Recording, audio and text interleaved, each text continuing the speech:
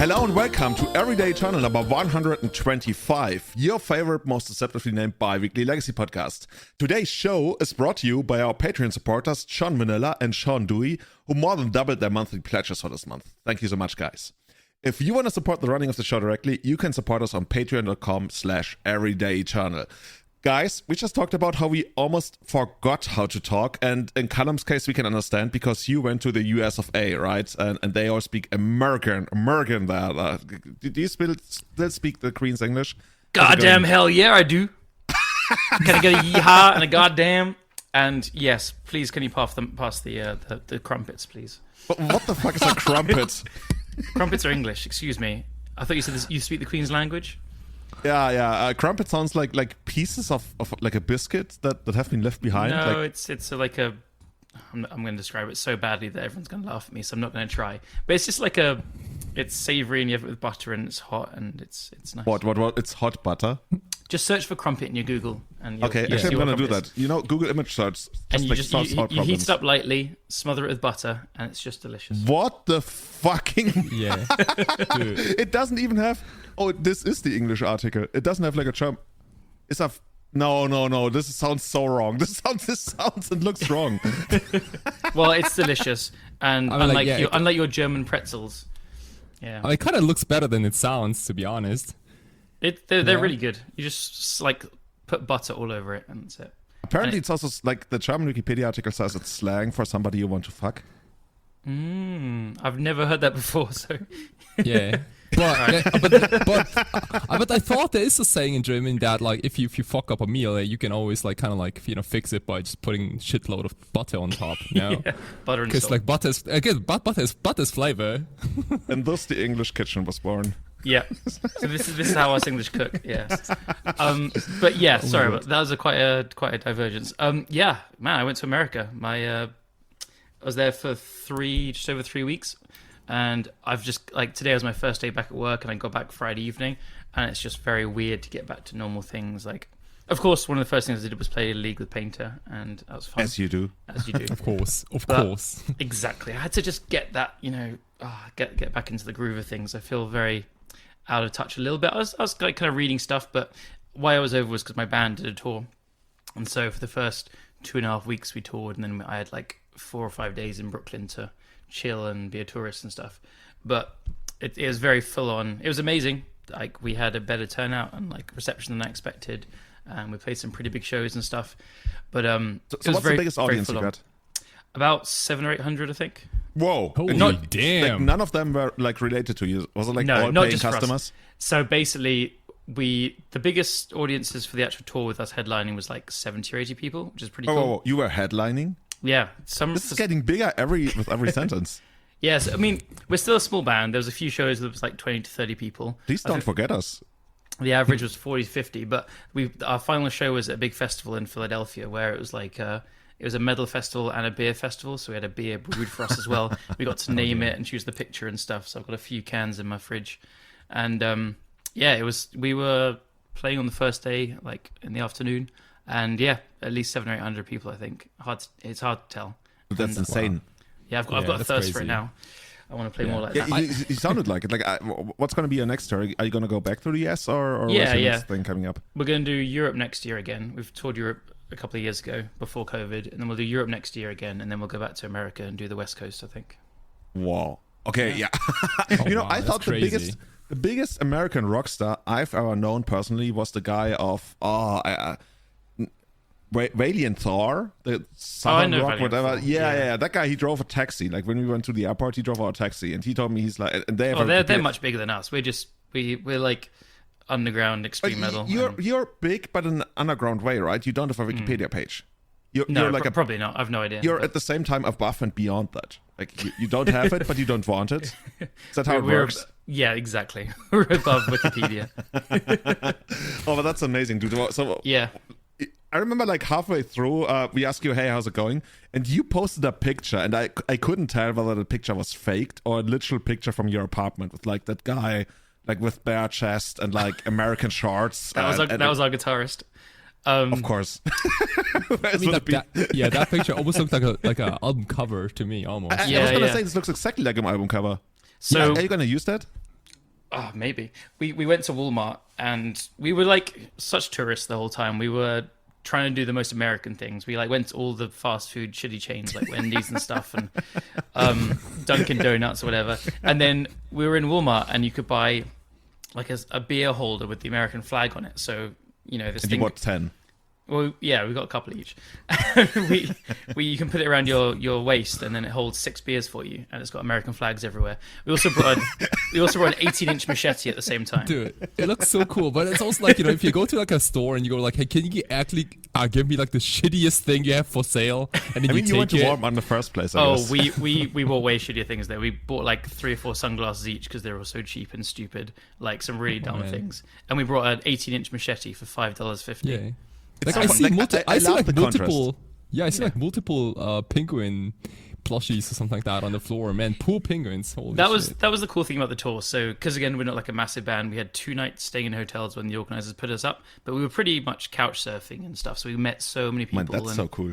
Yeah, like every single stop. It was tiring because after like 3 weeks, you just had zero privacy and you're just talking with people constantly and partying a lot. But yeah, it's one hell of an experience. That sounds amazing to me, but yeah. Yeah. And it was also amazing to see. So we flew into Chicago, and Chicago was incredible. I didn't know what to expect. You know, there's like that kind of thing where, you know, the gangsters are from Chicago, so I wasn't sure what to expect. That's a stereotype, right? If you're a gangster, you move to Chicago. That's the bad stereotype, but actually the city was just stunning. Like I went to by the lake and stuff, and it's just, yeah, I was blown away by how nice that was. So I'd like to go back to Chicago.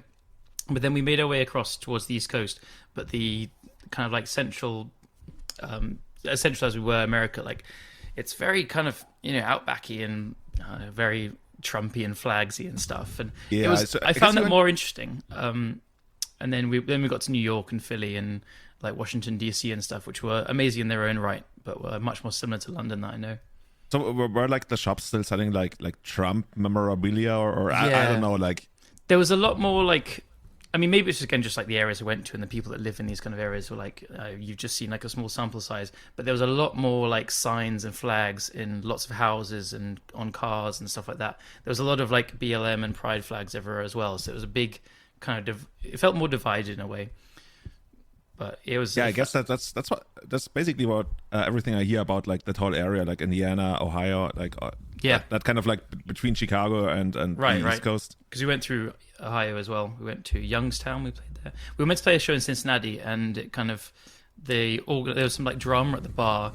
2 girls had a fight, and one of them didn't want to work while bands are playing and stuff, so they just dropped our show. And what? Two bartenders had a fight and they dropped your show? You're that underground? Yeah, well, that's how shit we are. They care so little. But amazingly, there was this like big festival happening. So we, rather than playing in a little bar, we got to play in a big festival. So that was cool. Amazing, dude. But yeah, I just love the contrast, by the way. You talked about how you bought like an 18-inch machete. I don't even know like how much 18-inch is, but it's probably a lot. It's quite a lot. And the contrast, like at that moment, I pictured myself probably on the same day at a Maasai village in Kenya, where I was also I wasn't looking at a machete. I was looking at some kind of big ass Maasai-knife that I was gonna buy until the other guy told me I actually can't bring it on the plane, not even on the checked luggage. But yeah, we had no thoughts of bringing it back. It was just to. Oh, you just bought it to have it around in America and then you left it behind? Yeah, of course. Yeah, we're not bringing that on a flight. No way. Did you just like imagine like on your last Airbnb when you leave, you just like you put it on the counter and you leave, and then the landlord comes in and is like, I think what the fuck we actually because we were touring with another band from Chicago, so we signed it and they kept it. I think it's probably in their rehearsal room on the wall or something. A little unfortunate because I would have loved to see the belt, you know, like once more. Well, that belt is legend. Holy I didn't shit. bring one of those back. I should have. Damn it. But yeah, that picture is like in one of the organizers' house, and he's got like young kids. There's toys all over the floor, and then it's just my guy drinking a beer, like looking really silly. Did you do any of the like super crazy stuff like crowd surfing, or is that something for different genres of music? No, there was some like so we had like, you know, mosh pits and stuff, and the last show was in Washington DC, and we didn't know what to expect, so we had no idea if like there's gonna be a bunch of people. But it was actually, apart from the festival, the most well attended thing, and it was like in a really small upstairs venue as well. So our guitarist, like he played too hard and like ripped part of his finger open, so there was blood all over the stage. Holy staged, right? But No, like not- rules, yeah. not at all. Blood is metal, right? Yeah, not at all. And so he carried on playing, and he just like kept blood was going everywhere. And the other guys in the other band came on stage to sing one of the songs, and they fucking fell over all of us, ripped out my cables and my guitar. There was just a mess. The crowd was going crazy. There was just blood, beer, and bodies everywhere. It was cool. Yeah. So if people want to like buy tickets to your next show in Europe, do you already know where that's gonna be? No, we need to start organizing it. It'll be next year. Oh somewhere. yeah. It's gonna be like, it's not gonna be a thing where you buy the tickets. You gotta be in the know, and then you show up and you're like, Right. huh? And they're Yeah. like, huh? And Exactly, then you walk exactly. in. Yeah. But then there's also like still the chance that they drop the show anyway. So. yeah. If they ever fight at the bar, yeah. It's always like a 50-50 chance, yeah. I think 50. Yeah, that's generous, but yeah, we'll go with that. Yeah. Yeah, and make sure for every like band member to write down the blood type just in case. Yeah. Because Yeah. there's gonna be a blood drive at the beginning of the show. But yeah, you've got to be in the know where to go, and you can be one of the 10 other people that come to our shows. You can only sit with us if you can cite the blood type of every single band member. And their God, zodiac sign or something. I don't even know my blood type, so good luck. You don't know your blood type? No. Do you know your blood type, Kai? Oh, well, no idea. What the fuck? Literally- Thank Okay, you. literally- I'm glad literally- you don't. I only know Dude. my blood type because a girl I was really into was like, "Hey Julian, we should go donate blood," and I was like, "Whatever, yeah, cool." Yeah. I do as you say. Yeah, exactly. That's how it went down. Yeah, I pretty much so. wow. But then we got some time in Brooklyn at the end, and that was awesome. Like, got very touristy. Did lots of we did one intense day of taking off everything, like seeing World Trade Center area, Times Square, which was probably my least favorite place I've been to in the world ever. Just people everywhere and horrible. Times Square was horrible. The one time I went there, I got mugged by Mickey Mouse. Yeah, I got very, very aggressive people trying to sell their like merch and stuff to me. But yeah, By merch, But- you mean like straight up drugs? no, it's like CDs and then toys and like Who the fuck flags and stuff. sells CDs? Yeah, I know. The people at But- Times It's like Square. apparently. like drugs wrapped in toys, yeah. Something like that. You know, it's actually gonna be like a CD that has a download link to a bunch of drugs. Maybe, Right. yeah. And Right. toys and stuff. But otherwise, apart from that, New York was lovely. Like, we got the ferry everywhere. It's just really, really chill. And then here we are, back to reality. Used up all my holidays, so... Dude. But- I got a question to a true musician as you are. So when you go on stage with a band, like how drunk are you? Like actually, how drunk are you? Like what is the right amount of beers that you're supposed to drink before a show? I think 3 to 4.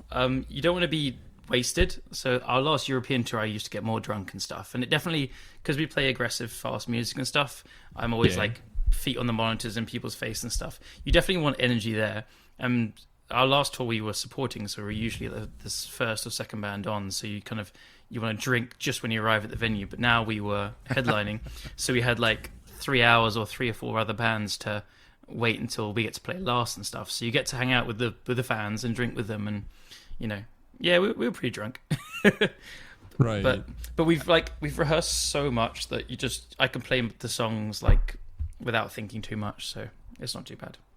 I just realized I'm the only one here who's not a musician, who has not been on stage. Like I've seen some badass pictures of Kai playing some kind of, I don't know, techno punk violin. Yeah, that's kind of badass. We've got to team up, Kai. You can. Well, the problem is that like Callum plays an actual musical instrument, and I do kind of like play. That's a very you know, nice like- way to talk about the What? bass. I mean, I gotta say, so I do play the electric violin, and I gotta say, like at least the two of us, we have like the same amount of strings. Yeah, true. But that's pretty much it. What Like, if I say I play a the- 5-string bass? Okay, well. Well, I don't, but Can I could. leave? Well, the problem with the violin is that you can never really go off on stage while playing the instrument because, like, it's just not how the violin is built. You know, like you can't, I don't know, like you can't jump, you can't run while playing the violin. It just doesn't work like that, right? Why can't you So, jump like- and run? Oh, You can if you're really good. Because you don't have a pick. You know, you have a freaking bow, and like it's kind of like it bounces off, and like you never hit the right string if you jump. There's someone called Lindsay Sterling. She jumps. Yeah, around she's and like stuff. literally the only human being on this planet who can I don't even know how she does that. Yeah. I feel like every time she jumps, it's like another violin in the back, who I kind of like plays her part instead, and I just still don't get it. But it's Well, I expect you to be able to do that soon. technically, I was gonna say technically possible, but yeah, Yeah. like a bass, you can pretty much go nuts. Yeah, I do get to like play pretty messy as well because no one really listens to the bass. So. Oh, did you get to hang with a lot of like Magic folks? Yes. Oh yeah, I forgot about that. So, I got to meet up with Jarvis, and Sam, Rukus, and Itai, and Devin, and we cubed, and it was awesome. Like, so yeah, on the days off in Brooklyn at the end. Yeah. Oh, did everybody come to Brooklyn? Or I think Travis is in DC, right? Jarvis in DC. He came to Brooklyn because he knew I was coming, and it was like a family holiday. Whoa. So he got to time that in. It was really, really so cool to meet Jarvis. Just the nicest guy ever. And Sam lives in New York as well. Itai was like 1 block from our Airbnb in Brooklyn. And then Devin lives in New York as well, but a bit further out. So we went to a baseball game because we had to be tourists, and that was awesome. Oh, baseball. The only American sport I don't understand at all. It's really easy. It's basically like cricket, and everyone knows how. Oh yeah, cricket that works. doesn't make it. That doesn't have the tiniest bit, Callum. Seriously. I know. But it's basically like cricket. Just learn how to play cricket, then you'll learn half of baseball. Is that how they teach it at schools? First, we're gonna learn the cricket. Who won? Who played? It was the New York Mets, who were, I was told, coming into it, were like very good. They were on a hot streak, and the Milwaukee Brewers, who were on an 8-game losing streak, I was told. So obviously I root for the underdog. I'm on the Brewers side. And they smashed the Mets 10-2. And that is a massive score. I was told like the average is like 4 or 5 Okay. stuff. So they just destroyed them. I sent, I know Bryant loves the Mets, so I sent him a picture and I didn't get a reply. So I love you, Bryant. I'm just messing. He left you on red. Yeah, exactly. But did you buy one of those like giant ass American hot dogs in the stadium? Because that's what I would be doing. We got a bucket full of tacos. It was like an actual, you know, like a plastic a literal bucket. It's like a plastic helmet that they wear, like, you know, the batters wear this like helmet thing on. It's basically one of those full of tacos. It's massive, and the beers are also huge. They're like more than a pint and stuff. American sized, but they cost like $17-18 for a beer. So is that a lot? That's a lot. It's actually more than on the Oktoberfest, but I have no idea how like a pint compares to like a liter. Can't we just like use proper units? It was many lots. Many lots. Yeah, it was a big beer, but many lots price. Yeah. So yeah, overall, like how's your impression been of America? Was it like as you expected, or was there something that completely was something absolutely unexpected that you didn't? It was how I expected. As I said, I found the non-coast places more interesting in the way that like I would never want to live there personally, but it was more interesting as a visitor and a tourist and stuff. But then I did also just love staying in New York. It was getting the ferry around between Manhattan and Brooklyn and stuff. It was pretty stunning. And yeah, from what I saw about Philly as well, I had one of their famous cheesesteaks, which was just incredible. Mm-hmm. Yeah, no, I'm very keen to go back and see other places as well. Again, I wouldn't be able to live there because there's a lot of problems with America, but there's also amazing stuff. Like we went past the Niagara Falls and stuff as well. Didn't get to properly see it, but there's a lot of things to go back to. Wow. Yeah. So how long have you been there altogether? So we were there for 3 weeks. Wow. And then we had like a week beforehand of just relentless practicing as well. So it was like a month off work. So it's yeah. That just feels so surreal, right? When you're a month off work and then you come back and you're like, why am I still doing this? There's also something about being on tour that I can't describe other than you completely lose track of time and what day it is and stuff. Like there'd be some days where I'm like, it could be Saturday, it could be Wednesday, it could be midnight, it could be 5 a.m. I have no idea. You really just, because you have no kind of responsibilities other than what you're doing at the time, being in a band, making sure that goes right. Other than that, you're just like pretty carefree. It's cliche but amazing. I want to be in a band now. It's really fun. Oh, which kind of instrument would I be playing? You could do the jumping around violin player. Basically, you can play the violin while I'm jumping. Yeah. Okay, there we go. We got the tag team. Yeah. So maybe we can like get like one instrument to work, like the two of us. The triangle's pretty good. I have a feeling that's actually harder. I was than one gonna person say playing triangle. Like that's like the first suggestion almost every time. What's the most baddest instrument anybody ever played? Organ. I don't know. Aren't they like?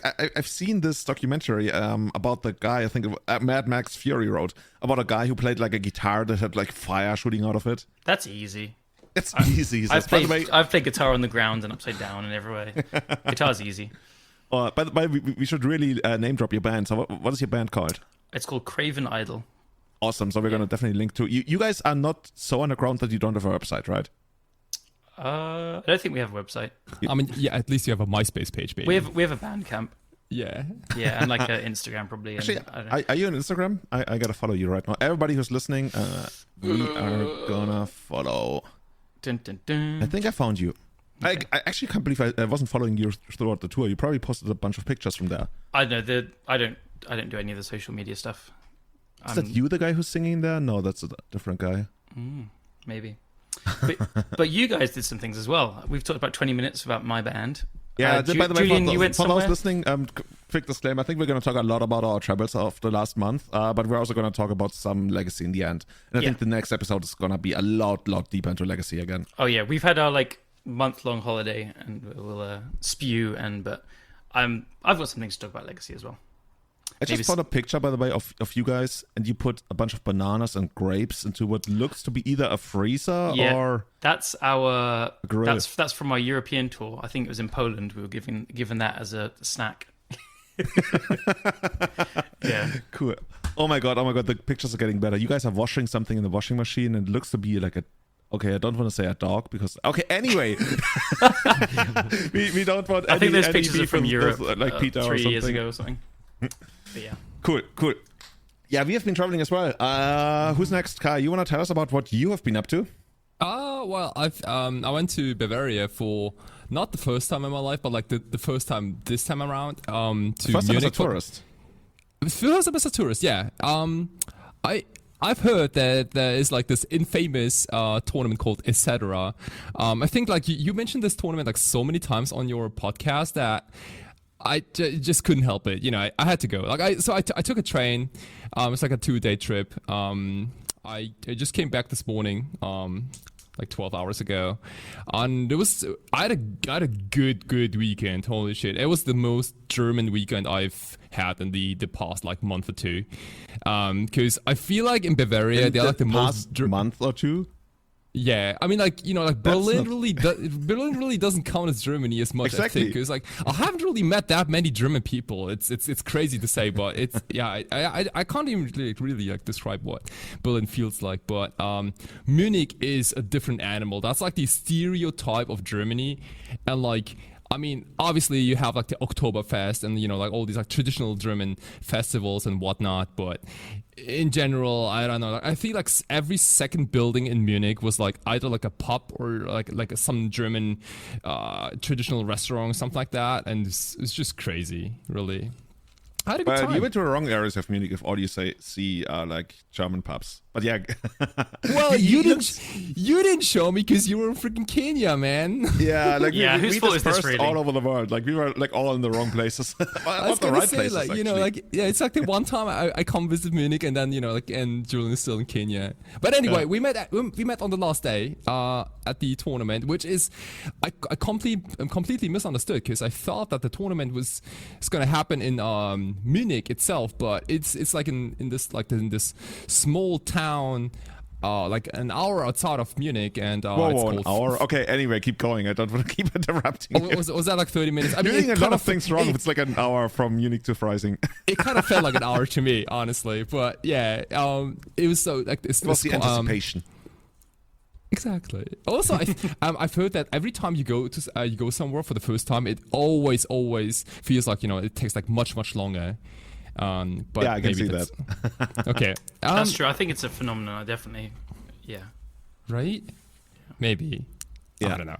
Okay, but it wasn't Freising, and I had a good time, like meeting a lot of people for the first time, playing a bunch of paper Legacy, which I haven't the last couple of weeks, and with a good experience. Yeah, I played the jankiest deck, and I didn't expect anything, and well, apparently I got super lucky, and you know, just cheesed out a couple of wins here and there.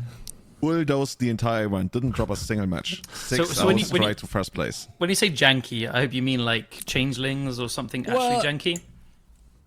You wouldn't mean a deck with Ponder and Brainstorm, would you? Like not Callum Smith janky. It's like, I'm still like, I gotta like stay on brand. So I had to like submit 4 copies of Doomsday, but the list had a lot of bullshit going on, man. Like I like Hidetsugu Consumes All was like one of the cards, like 2 in the main and 1 in the sideboard. I did play like a Grixis Tempo Doomsday. I think that's what the deck's called. Like literally like Max Torsion Deluxe is what I always call it, because like Max Torsion is like the guy who like the madman who always like is behind those crazy brews, but it's basically like a Baleful Strix, Malevolent Hermit, Murktide Regent deck with Temporal Masteries and Doomsdays. And I think the coolest thing about this deck is that you can like go Doomsday into like multiple time walks and just kill opponents with Thassa's Oracle. And Hidetsugu Consumes All was like a last minute inclusion. I have not played a single game with this card before the event. Not on Magic Online, not on paper. I just happened to have the card. And I think Max told me the other day that 8 cost is just an absolute abysmal matchup for this Tempo Doomsday deck because of Chalice, because of constructs and like this and that. And I thought, well, Hidetsugu Consumes All can kind of like deal with everything, and yeah, that's why I played it. And guess what? I never drew a single copy of that card during the entire tournament. I played 3 copies in the deck. Really? Wait, that's crazy. 3 copies in the main deck? 2 copies in the main deck, 1 in the sideboard. I remember, like right before the tournament, you posted a screenshot of, I think, a Japanese version of the card, and you were asking people, guys, by the way, what does this card even do? Like, does it get haste, or how does it work? Yeah. I didn't even like fully understand the card, right? Like, it's like, so does the transformation side, now, how does it say? I think it exiles itself, and then it comes back as a 3/3. Like, does it have haste? Can it attack immediately? Because I was especially nervous about Planeswalkers like Narset or Teferi, and it's like, oh wow, this card is actually a little shittier than I thought. Oh, you thought it had haste? Yeah, I thought it had haste, yeah. But I already submitted the deck list, and yeah. By the way, you've worked out the secret to like winning a tournament with janky cards. You never draw them. You should never draw them. Easy. It's not even. I didn't even brainstorm them back. Yeah, I literally didn't draw them. All right, you get it past this time. That's just good deck building. Yeah, you just never draw the bad cards. I have a friend in London called Simone, and he genuinely plays like really janky, cool, fun decks and stuff. But he's always telling us how he's added this like really, really funny bad card, and he just sides them out every single time. It's the secret to doing it. God.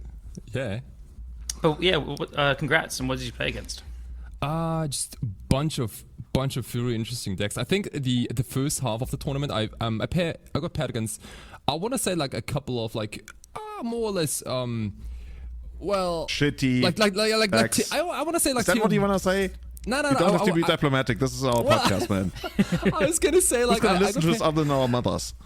Right. I was gonna say like I got paired against like tier 2-ish decks. I got paired against Sneak and Show, against a Doomsday deck, which I guess is maybe like closer to tier 1, maybe, but yeah, something along those lines. And then the second half of the tournament, so at this point I was like 3-0, 4-0, and then at this point I got paired against things like Hive Mind, like a deck I haven't really seen in like multiple years. I feel like Hive Mind is wild.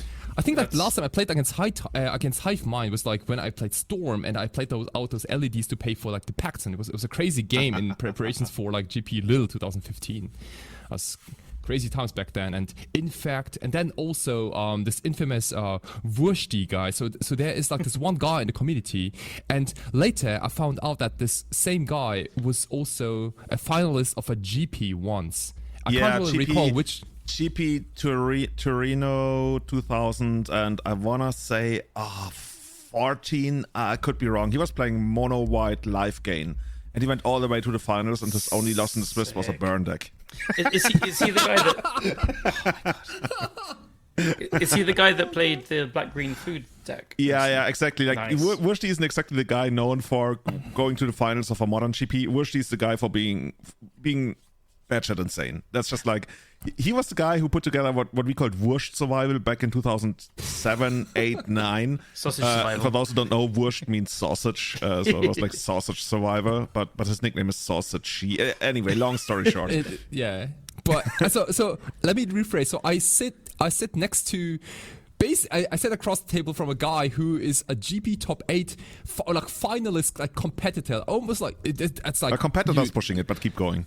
Yes, and then he presents me his Urian deck, and I was like, well, okay, all right, that's like a normal like legit archetype, I suppose. But then he plays like so many like weird cards, like spell seeker. It's like what's that for, like and in game 1 he completely gets me off guard with his main deck Orem's Chant, and it was so bizarre to me because like I made a pile, so I cast Doomsday, and I'm like, okay, well I got double Pyroblast in my hand, and I got a Force of Will, and I also got a Malevolent Hermit ready to basically just counter whatever they have, and ready to like punish any kind of like dress down or like endurance, Force of Will, Force of Negation, like these type of cards, right?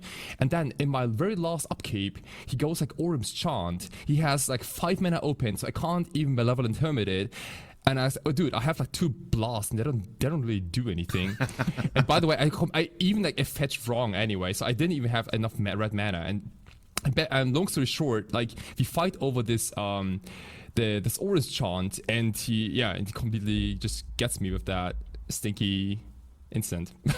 Beautiful, just beautiful. But yeah, can you explain why it's actually in his deck? Because he explained it to us in a way that sounded like it's the most natural, obvious thing in the world. But, right. Yeah, I think I know why. Because I mean, like I did when you said Eternal Witness, that gives away. Well, so yeah, it's like all 3 games. We had to play out 3 games. I ended up winning this round, but all 3 games were so different. Like how they played out. I felt like I played against 3 different decks. Every single time it was like so different. And for example, I was really surprised too, because like I went for a Green Sun Zenith and X3, and I could bet he was going for Leovold, but instead it was Grist, and that Grist almost killed me and things like that. But actually his archetype is like a 4-color Urian with a Bloom Smog combo deck, apparently with Orem's Chance as backup, because if you go off with Smog, you're gonna lose your hand, so you might as well start with Orem's Chance make instead. it worth it. Yeah, but he also had a lock in the deck. He had a 4-card lock in the deck. Oh yeah, he also played Teferi, Eternal Witness, and Ephemerate, and Orem's Chant. Dude, how do you? I mind thinking like, because I've trophied with this combo in Modern with Silence. I love it. I've never seen Callum and Wushti in the same room ever. Yeah, but you said it. Yeah, you played it in Modern. Yes, I get that, but not in freaking Legacy, dude. Well, I think that's pretty clever. Like, if you're going for the Smog combo, Orem's Chant makes sense there as well. It's a great way of protecting. People haven't often gone for that because it's just an extra color. But if you're already playing 80 cards, then why the fuck not? That's where I've got to. But that's pretty cool. Like, you're playing... All these cards are not bad on their own as well. Oh... Maybe. Yeah, let us pause for a second here. Okay. Look, Chain of Smog is basically him to Turak. Orem's Chant is basically Veil of Summer. With Bloom Command is basically a 2-mana 2/2. Like, what's not to love? Right. Yeah. Spellseeker's basically Snapcaster Mage. I get it. Yeah, okay, cool. I loved like when Wushti explained the deck. He told me, okay, so if I go turn 1. Spellseeker, turn 2 Spellseeker. The game is basically over, and I was like, yeah, it makes sense. Actually, does it? As a Imperial Recruiter fan, I totally get the Spellseeker love. Right. Awesome. But this deck sounds sweet. Yeah. So yeah, your last 2 rounds, Kai. What? Say again? Your last 2 rounds, then? My last round was Infect, and that was like one of, I think. That the last round against Infect showed me like the biggest strength of this Tempo Doomsday archetype, because my opponent basically mulligans down to Torpor Orb in game 2, and usually Torpor Orb, when you drop it against any kind of like regular Doomsday deck, it's technically game over. Yeah, take that Baleful Strix. Yeah, but what my opponent didn't know is that I didn't even have any Doomsdays in my sideboard post-sideboard against Infect, and instead it was like a mess of like Fatal Pushes, Baleful Strix, Malevolent Hermits. Murktide is a prime blocker for any kind of like Inkmoth Nexus, Plague Engineers, things like that. It was kind of like a Grixis control deck. You played 3 Fatal Push, I just noticed. Yeah, in the main, yeah, you have to. Yeah. Also, you keep mistyping Pyroblast in your list. You keep calling it Puroblast. Anyway. Here you go.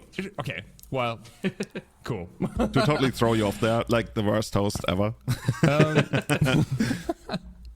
Yeah, but anyway, I think we all had a good time, and like the 6-0 first place was kind of like the cherry on top. But I had a really good time there, like the whole day. It was good. We had some beers after, and yeah, Some beers, and you had schnitzel. You had I had proper German schnitzel. schnitzel. This sounds like Yeah. an amazing day, just like paper legacy, beers, and schnitzel. Yeah, like I didn't even care. Like I went 3-3. Didn't really work all that well, but like I literally didn't care. Just like had the greatest time there. Haven't been to a tournament in quite a while. It's What kind did of you funny, play? right? I come back from Kenya where it's like 28 degrees, and I come to Germany where it's like almost 10 degrees hotter, and I was like, what the fuck? Like, why am I traveling north if it actually gets hotter? yeah. Oh, dude, that place, it was almost like you're literally in an oven, and it's like max power. Yeah, but the cool stuff was like that they opened all the windows and the doors, and you could literally like sit outside the bar and just like there were no cars or nothing. You could just like hang out and have a good time. What did you play, Julian? Was it elves or Maverick? Yeah, so basically for me, I came back, like I decided to extend my stay in Kenya without even telling my boss. I literally just like one night I was sitting in one of the hammocks across the lagoon, and I was sipping on my drink, and I was like, you know what? I don't want to go back yet. And then I went to the Lufthansa website, and I just extended by another 5 or 4 days. Nice. And yeah, so I came back literally the night before the tournament. And before my flight to Germany, I just posted in our local chat, hey guys, somebody please bring a deck for me, anything, because I don't have time to like proxy something or put something together. And one of the guys brought me a somewhat outdated elves list, but it didn't really matter because the things that were outdated never really came up. So yeah, I played elves. First round I got crushed by Ad Nauseam Storm, by one of the Inter Response, because like the Inter Response Legacy podcast crew, they always come to our tournaments. So I think they showed up with like 2 or 3 guys this time altogether, like 4 Austrians. And yeah, I got stormed. Second round I crushed Dark Depth. Third round I won against another Austrian guy, Chino, shout out to Chino, on Madness. Then I won against Death in Texas, and then I got crushed twice by 4-color control, one of them Yorion control in the hands of Anton Kalinski, and Mark Vogt. So that was my 3-3 in the end. Cool. Wow. I was gonna say like Madness is a very underplayed and underappreciated deck. I think this deck is so much fun. It is such a mess to play against it, but I think if you're on the Madness side, I think it's you're gonna have a good time, regardless of your.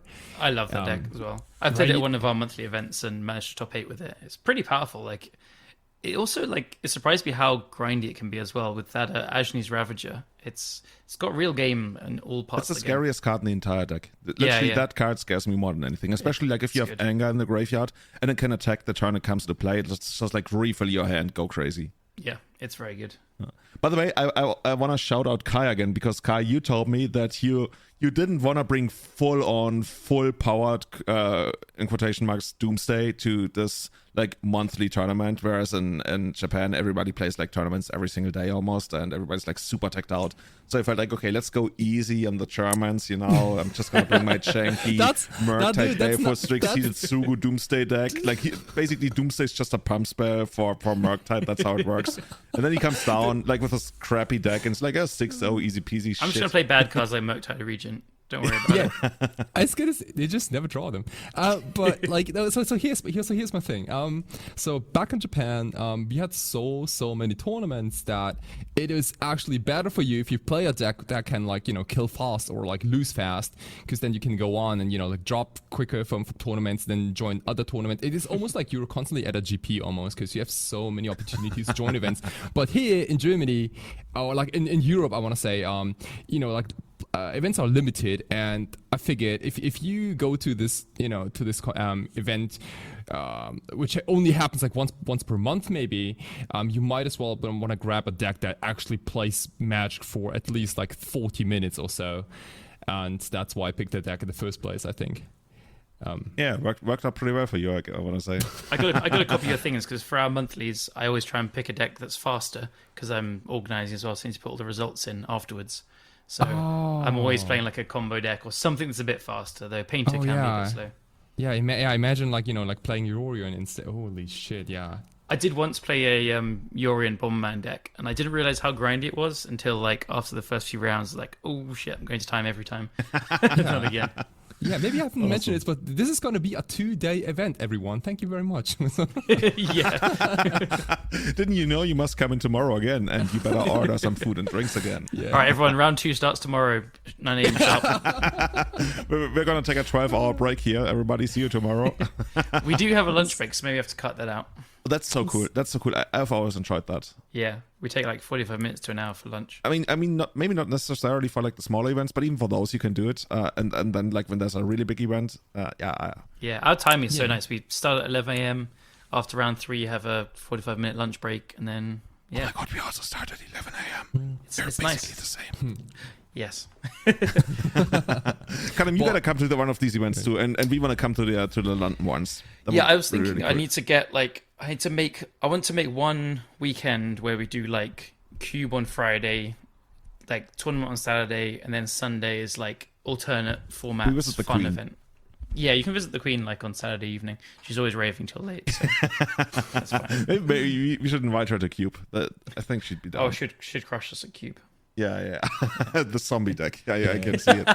Yeah. Oh, I'd like guys. to be crushed by the Queen, yeah. Yeah. Cool. Julian, you went somewhere. Yeah, I went somewhere. I went to Kenya, Just East Kenya. Africa. Okay. Yeah. Cool. Yeah, well, and nothing exciting about. No.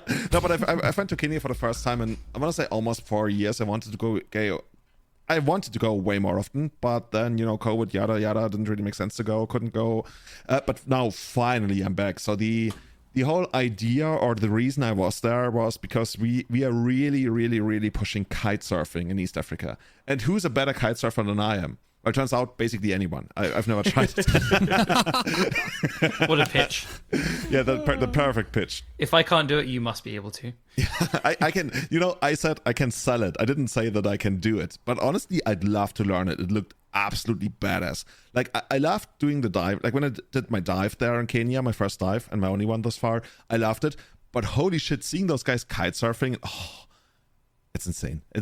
I want to do it. Anyway, so we want to bring kite surfing to Kenya because kite surfing is already in Kenya, but now we really want to push it. We want to bring dedicated kite surfers, not only the people who are like on the beach and they're like, oh, okay, let me try it out, but we really want to bring those people who all their life is kite surfing. And that's why we're opening our own kite surfing school. And of course, in order to promote that, you need partners, you need people who run tour operators, travel agencies, everything. And people that can kite surf like you. Yeah, people who can slide, like people who are even better than me at kite surfing. Turns out there were quite a few.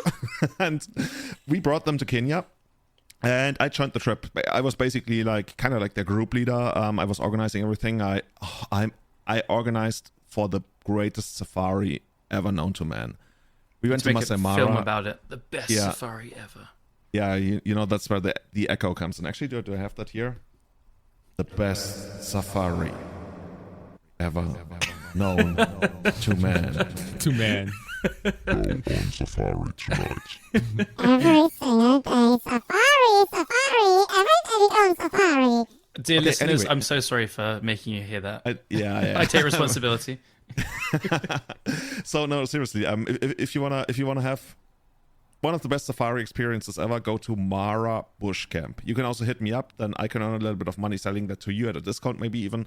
But seriously, Mara Bush Camp. We went there as part of the safari experience because the whole idea is we not only sell kite surfing, because when they come to Kenya, might as well go on a safari, right? You're in the best area in the whole world for safari. And I took them to Mara Bush Camp in Maasai-Mara for 3 nights, and I couldn't be happy about that. Like, I've done safaris before, Savo East, Savo West, Amboseli, like all the famous national parks, but the most famous one is Mara. And yeah, going there, I don't even know where to start, guys, seriously. Like, the first thing we saw after we, I wanted to say crashed, no, after we landed in Maasai-Mara. Oh, you're really selling these trips. We got them, we crashed. I can't stop myself from talking about that. Like, even at the tournament yesterday in Freising, afterwards we were like eating, and like I just have to tell everybody about it. And there was even a guy who told me, oh yeah, I've been to Maasai-Mara, I've been to Kenya, I've been traveling through Africa for 6 months, but Kenya was the greatest. And like, yes, hell yeah. You want to do some kite surfing, man? But yeah, we get off the plane. we start our first game drive, which is supposed to be a shorter one because we were somewhat delayed, so we were a little bit later. And the first thing we see, there's a lioness, and she has two, not babies, but basically like the equivalent of teenagers. So lions that can actually hunt, but are not like fully grown yet. And they hunt a pumba. What's a pumba? A warthog. A warthog. They call it pumba. There's another story about why it's called pumba, and that's amazing. So they hunt a warthog. They position themselves in a triangle around it. And then like they move ever closer on the warthog, and the warthog eventually like keeps running towards one of the lions and has to turn around, and it just literally can't escape, and then bzzz, it literally like, well, yeah, it dies. I mean, that's how it happens, and it shouts and squeezes and like, meh, holy shit. It was the most intense thing I've ever seen until the next day when we saw a whole pride of lions take down a buffalo. Damn. Damn. Yeah. Absolutely damn. Like this is not something you expect, but if you go to Masai Mara, holy shit. So we saw like, I want to say like 6 or 7 adult lions, and then like something like almost 10 baby lions came out. There was a buffalo trying to get up from the river again, and that the lions were all like jumping on it and taking it down. And then like for the next half hour or so, we virtually like watching the lions being all over that. And I mean, that's just like the lions. There's so many lions. We saw the leopard, we saw like elephants, zebras, giraffes, and all like super up close. And the craziest part is this isn't even like the greatest season for Masai Mara. Like this is supposed to be the like what we call marketing wise the green season. Like in previous instances of years, we would call it like the low season. Now it's called the green season. Anyway, and we saw more than I've ever seen in any other park anywhere in Kenya. And I'm still absolutely flashed by that. And also the camp. Like the camp, literally, we come to the camp at night, and they tell us, okay, guys, don't go to your tents alone. And I'm like, everybody at every camp always tells you, oh, at night, don't go to your tent alone. You need somebody to like take care of you. And I always felt like, yeah, this is just like something to give you a feel of adventure or whatever. But yeah, then one of the guys actually went to his tent alone, and there was a fucking giant like hippo right in front of his tent. Like not exactly in front of the tent, but at the river down below the tent, a couple of meters down. And was doing like the hippo thing, like the grunting noises, and he was like, "Holy shit! Yeah, let me get my warrior to escort me back to the tent." Yeah, hippos, they kill people. Dude, it's not even called. It's not even called guard. It's called warrior. That's so badass. Yeah, I think it's either the Maasai word or the Swahili word. It's askari, and that literally means warrior, from what I understand. And they also like the carry a spear and everything, and those are like, and at least in Masai Mara, those are like actual proper Maasai. And like these guys, these are insane. Like when we went out on the game drives, I would never tell anybody to go on a game drive on their own because you're gonna miss so much stuff. Like literally, we are driving through like Masai Mara, and then he stops the car, he takes out the binoculars, and he's like, over there's a lion doing X, Y, Z. And like, how do you know? He's like, oh, there's a bird looking this way, and the bird is looking at the gazelle, and the gazelle is turning the right way into the wind. Like, what the fuck? And that means there's a lion, I don't know, riding in his diary, and it's absolutely insane what these guys know. So yeah, that's that. But that's just the safari part. To me, the biggest part of going to Kenya just felt like, just like escaping Germany. Just like escaping my stupid office and being out there in the world and like seeing what I'm selling and being with like all the great people that work there, because our hotel, like if you're like kind of insane, that doesn't even cut it. You really gotta be like on a next level of insanity, and then you can like start consider working there, which usually like is a rather stupid toxic thing people say. Like whenever I see that like in a startup, it basically means like low pay and all shit. Well, the low pay is still kind of can't argue with that. That's yeah. But overall, holy shit, that the place has changed so much. I think I've told infinite times about how we built like a bar into the mangroves and into the national park, and we were allowed to do that because it's removable, it's all made from wood and not like concrete or whatever.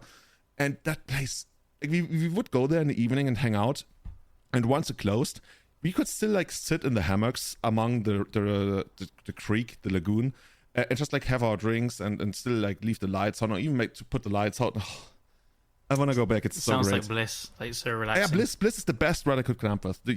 Callum, you should start working for us. Bliss is exactly what I want to like call it. You can have that word for free. It's not copyrights available. Yeah, it's all yours. It's part of the starter package of the English language. Yeah. No DLC required.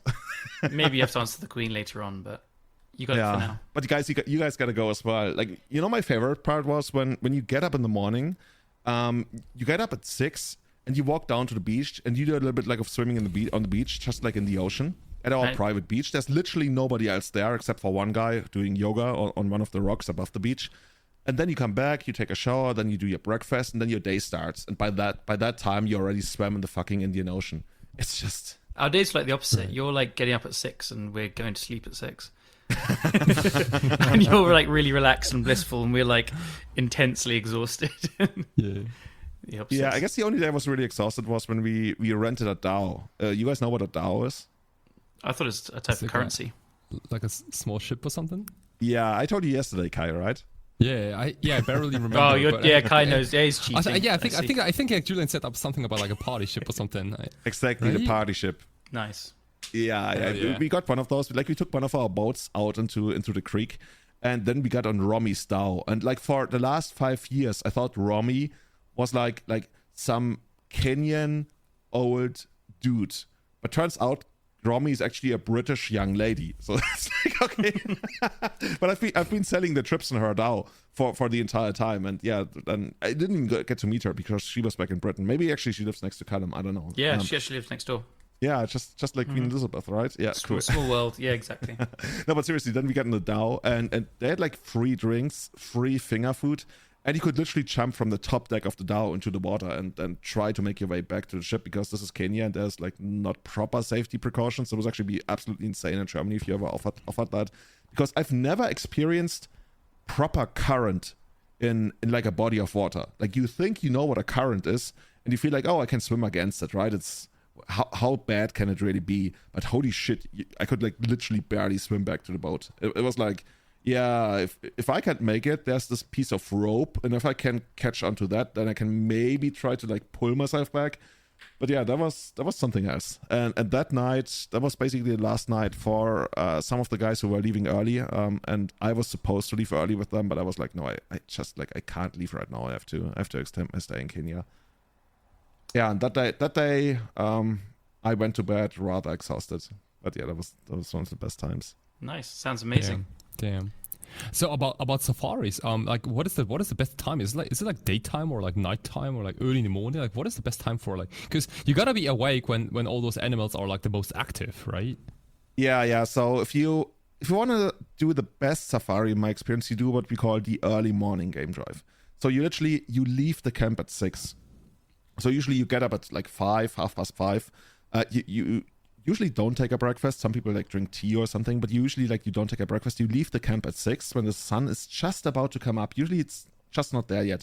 But then you watch the whole savannah waking up. And that's the time of day when like lions are hunting the most, where you see like the most action in the Masai Mara. Because once you get to midday, it gets a lot hotter, and especially lions. Like basically, the lions are the trendsetters. Like the lions decide when stuff goes down. Like when the lions go hunting, the hyenas come, because the hyenas either prey on the lion babies, or they, like if it's enough hyenas, they might even like chase away like one of the smaller lions, but it's usually not happening. But yeah, it's just like the lions say what's going on, and the lions say shit is going down in the morning, and that's where you see the most action. Okay, it's kind of like the secret police, yeah. That's a reach, but I guess we call it that. Cool. I dig that. Okay, I dig that. Yeah. Cool. And then we also saw quite a lot of stuff going down in the afternoon, but yeah, the early morning game drives. If you can get yourself to get up this early, and I did it every single time when we could, it's absolutely worth it. I think I'd manage it once. You what? I'd manage it once if I was out there, just for you. You know, once you see what we saw, holy shit. You either like if that's not your kind of stuff, then okay, but then you wouldn't want to see it. But if you love safari, if you love seeing like the actual nature, raw animals and everything, it's like wow, you'd be getting up at like 2 a.m. if you needed to. I'll do it at 1 just for you. Just don't even go to sleep. No, seriously, guys, you gotta come one day. I had just the greatest time at the hotel. It was I can't even like put it into words how great of a time I had in Kenya.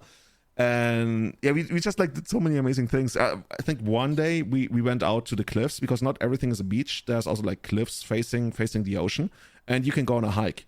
So we went on a hike over the cliffs, and we could like certain parts we could only pass when there was a low tide. So we couldn't even walk across if there was a high tide. And then eventually we came to this abandoned hotel. And if you follow me on Instagram, you might have seen the story. Maybe I'm gonna repost it as like a proper post or something. But we found this abandoned hotel, which used to belong to what was called the African Safari Club. I think they went bankrupt in like the early 90s, something like that.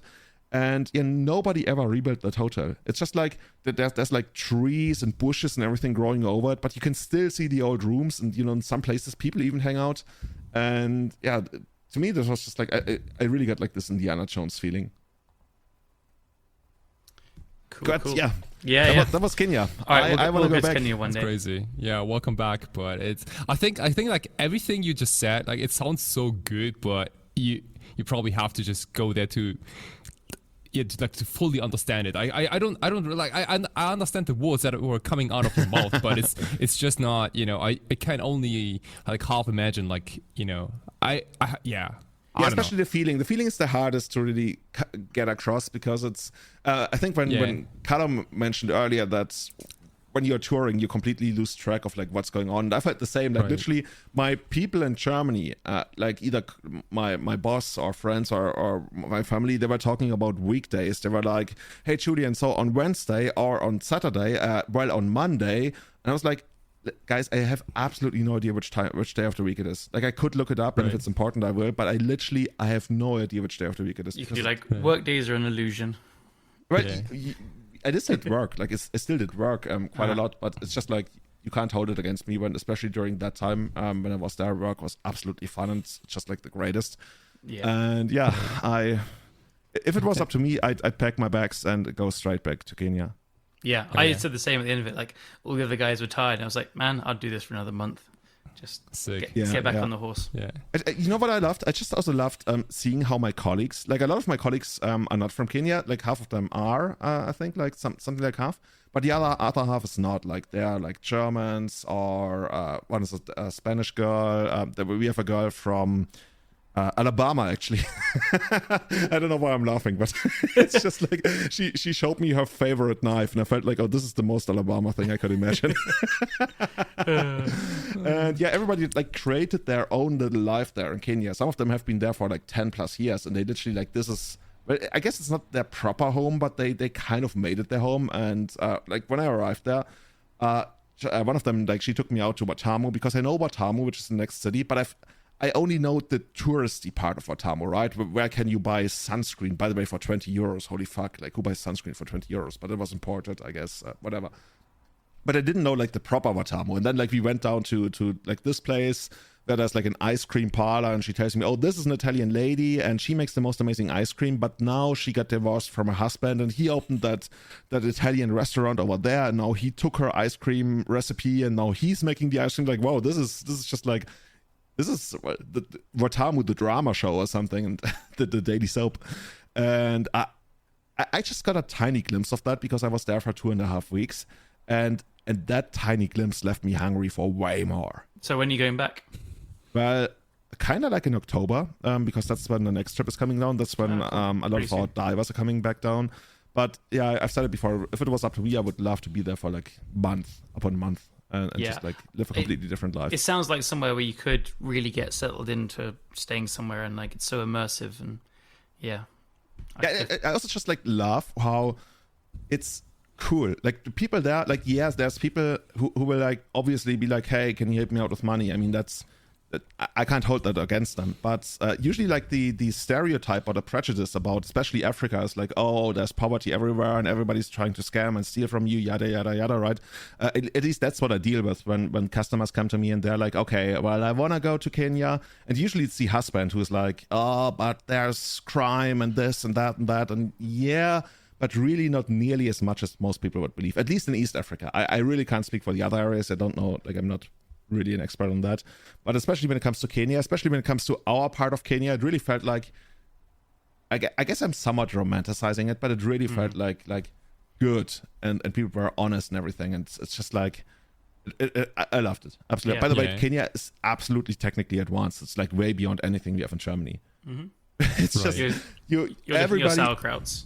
Yeah, no, but everything is so insanely technologically advanced. Not everything, I guess that's pushing it, but especially when it comes to payment. You gotta imagine, so we are on the beach, right? And there's a couple of beach boys. And the beach boys, some of them have special skills, I want to say. So especially when it comes to kite surfing, some of them really know how kite surfing works. So what they do is, once you're done, or even when you want to start kite surfing, they set up all of your equipment, because apparently it takes quite a bit. You have to like pump up the kite and everything, and rope everything together, and that takes a little bit of time. And they do that for you. And after you are done kiting, they roll it back up again. And the coolest thing is, one of my colleagues who works there, he was like, oh, okay, thank you very much. And I was like, hey, shouldn't we give them money because they helped us out? And he was like, well, I just did. And he pulls out his phone and he just like makes like 2 or 3 clicks. And he told me, okay, now I sent that guy, I don't know, 20 euros or something. And to me, that's just like, that blows my mind, because they have this system. It's called M-Pesa. I think Pesa means money in Swahili, and M-Pesa for like mobile money. And he had that guy saved in his phone already. It's kind of like PayPal, but without the shittiness and the crazy billionaire. I don't know who actually backs M-Pesa, but literally every single person in Kenya has that. It's kind of like a replacement for a bank account. Like even if you go like to the shittiest part of Watamu, and there's somebody selling you something, and you think like, oh, they're probably like maybe even homeless, or what is it? They will have M-Pesa, and you can give them money through M-Pesa. And to me, it's the future. It's absolutely. It has been around for over 10 years, for over 15 years by now. And it's so cool. It's so cool. Like nobody uses cash. Like nobody uses like credit cards or anything. It's all M-Pesa. Sounds useful. Yeah, and now even I have an M-Pesa account. I have a Kenyan SIM card now, and I can Callum, I can send you money. Just do like it. that. I dare you. I dare you to send me money. No, but seriously, it's not even like for everyday stuff. Like even when people like when they pay big hotel bills, like thousands of dollars or something, they use that. It's yeah. Yeah, like waiting for the GP where you can sign up with M-Pesa. You definitely could do that. You absolutely could do it. Like I can't put in words how that system is literally everywhere. Like I wouldn't even be surprised if like some of the younger Kenyans, they wouldn't even know how cash money actually looks like, because it's all M-Pesa. Wow. Anyway. Yeah. Cool. Back to reality. Speaking of money, people won prizes at tournaments recently. Were there any big tournaments recently? I've heard of a couple. Dude, Callum, holy shit! This is I love the segue. you, man. The segue. This was good. Keep going. Yeah. So jokes aside, that was amazing to hear about Kenya. There was 4 Seasons in Bologna recently. So for those that don't know, 4 Seasons is like a huge kind of eternal themed tournament. They run, I believe, 4 a year. Because 4 seasons, get it? And this one just got like tons of hype. There was, do you guys remember there was 300 and something or 400 something legacy players? 393 players. 393 legacy players. Let's call it 400 then. This is the biggest tournament in a long time. That's huge. And like their modern event was massive as well. They also had a team event going. It's a whole like weekend thing. Get there on Friday afternoon, like, or you can play on Friday, Saturday and Sunday. Massive events. And I know a bunch of friends from London travelled for it. I know people went from all different countries and stuff. So I could see the next one being even bigger. So anyone that's looking to play Legacy in Europe, Italy's always been like the hotspot of Legacy in our opinion. But this one was just massive. So we're going to run through the top 8. And they also had an invitational, which we'll run through the wing deck as well. And then just talk about like our like impressions of what we saw on Twitter and stuff about it. So I'm not sure which day it was, maybe the Friday, they had an invitational. Do you guys know what you needed to get into the invitational? I think you need to be Italian and play Legacy or something. I think that's how it works. Cool. Yeah. Like all these Italian events, they always have like the special Legacy invitational. And as I was told, I think you can qualify for it. But somebody else told me you also get like an invite if you're like a famous Italian Legacy player. Okay. I think like Claudio Bonanni probably gets invites to all of them ever since he won the GP. Yeah. So I guess like known players or good players and stuff. So it's you're going to be playing against good players in this. So the winner was Nosman MTG, who aka Gianmarco Pagana. He won with his like I guess like Paradigm Shift, Thassa's Oracle, Thought Lash, Jace Wield of Mysteries deck. So you basically self-mill and win with Thassa's Oracle or Jace. So it's the cooler self-mill deck. Doomsday's kind of cool, but like this is way cooler. Yeah, like the moment I saw this deck is like I had so many emotions going on because I feel like, first of all, it's a Thassa's Oracle deck, which is already a pretty cool thing. But the second coolest thing is that it's a Thassa's Oracle deck that also plays Endurance in the main board. It's like, dude, I saw this and I was like, dude, it's almost like a show and tell player who plays a Gilded Drake in the main board. You know, it's kind of like, you know, he plays the win condition, but he also plays the hate against the same card. That's like how cool this deck is. But yeah, it kind of reminds me of the blue green Omnitel deck, like, you know, Absolutely. which we've seen like the past couple of years. But instead of using the show and tell mechanic, it's technically the Paradigm Shift and Thassa's Oracle, or the Thought Lash, which is one of the most complicated card to play against, I think, because it has like this 0 mana activated ability. Yes. Yeah. How does it actually work? Like, it's like 4 mana. It's 4 mana, so 2 and 2 blue. It's an enchantment, and as a cumulative upkeep, exile the top card of your library. So you'll do 1, then 2, then 3, etc. And you can pay 0 mana, and it's an activated ability to exile the top card of your library, prevent the next 1 damage that be dealt to you. So it's like gain 40 or 50 life in a nutshell as well.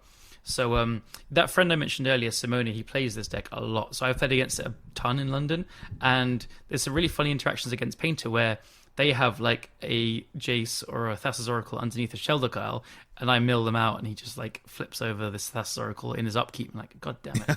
Oh, wow. Yeah. So it's all the little tricks. I do want to give like even special shout out to Nosman, who's his Twitter handle.